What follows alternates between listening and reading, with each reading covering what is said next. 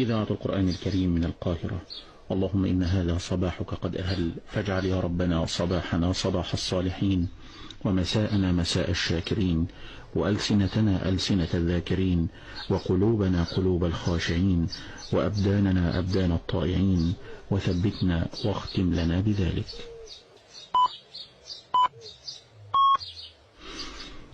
تمام 7 في إذاعة القرآن الكريم من القاهرة. إخوة الإيمان، القارئ الشيخ محمد رفعت يتلو علينا بدءا من الآية 18 من سورة يونس.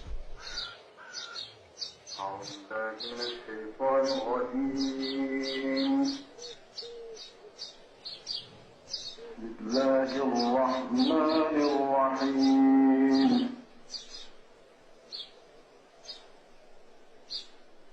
ويعبدون من دون الله ما لا يضر